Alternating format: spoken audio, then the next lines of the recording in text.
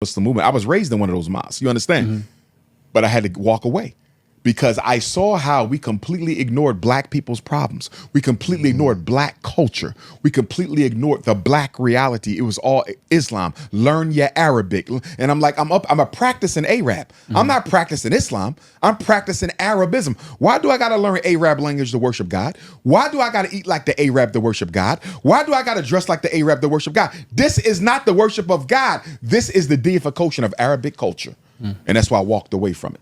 And now African spirituality is my foundation. In the name of Allah, the Beneficent, the Merciful.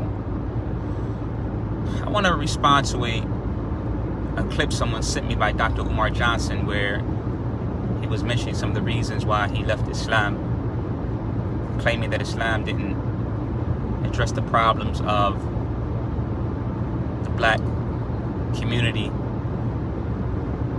And he mentioned that he in fact wasn't learning Islam, he was learning Arabism. And he said, why do I have to learn the language of the Arabs in order to worship God? You know, and so he's casting blame upon Islam for these reasons. In response to this, first and foremost, as it is well known amongst all Muslims and even many non-Muslims, is that the religion of all the prophets and messengers was Islam. And there are many proofs for that. From those proofs is the statement of Allah in His book. And were you present when death reached Yaqub, Jacob, and he said to his sons, what will you worship after? They said, we'll worship your God and the God of your fathers, Abraham, Ismail, Ishmael, and Ishaq, Isaac. Ilahum wahida. Ilahum wahida. One God alone. And we are submitting as Muslims to Him. So this shows right here that the religion of all the prophets was Islam. And it's known that Jacob wasn't an Arab or Arab, as he says, nor was Abraham, nor was Ishmael, and nor was Isaac, but they were all Muslims. That's from one perspective. Another perspective is, it is as if Dr. Umar Johnson believes that there is only one type of worship or one act of worship within Islam, which is the prayer, which is said in Arabic. And no doubt this is false. As for worship in Islam, it's a comprehensive term for everything that Allah loves and is pleased with, from statements and actions. So there are many acts of worship. From that is the prayer, the 5 obligatory prayers. From that is fasting. From that is Hajj. From that is charity. From that is slaughtering. From that is vowing and sacrificing. From that is obedience to the parents. There are many acts of worship in Islam. And there's no one from, according to my knowledge, these scholars of Islam said all these acts of worship must be done in the Arabic language.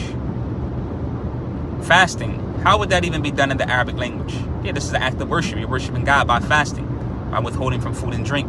Charity. These acts of worship, they don't require the Arabic language. Nor does supplication, calling upon Allah, asking Allah for your needs. A person can call upon Allah in their language. Now, the obligatory prayer, the salat, which is one type from the types of acts of worship in Islam, yes, it must be done in the Arabic language. This is how the Prophet ﷺ legislated it, that the prayer be done in Arabic. But that's one act of worship from the many acts of worship. So for him to say, and it shows his ignorance of Islam, the reality of Islam, for him to say that, why do I have to worship God in the language of the Arabs? not precise at all. And it shows that Dr. Umar Johnson is ignorant and misinformed of the reality of the religion of Islam.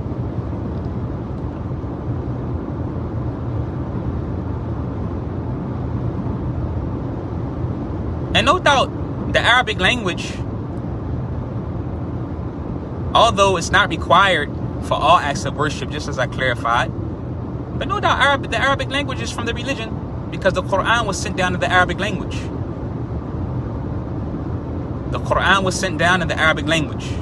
So the Muslims all over the world, Indonesia, Malaysia, all throughout Africa, North Africa, and likewise many other countries in Africa, many of them, they learn the book of Allah, meaning the Quran, and they recite it, and they learn it in the Arabic language as it was revealed, as it came down from Allah to Angel Jibril, from Angel Jibril to Prophet Muhammad, peace and blessings be upon him.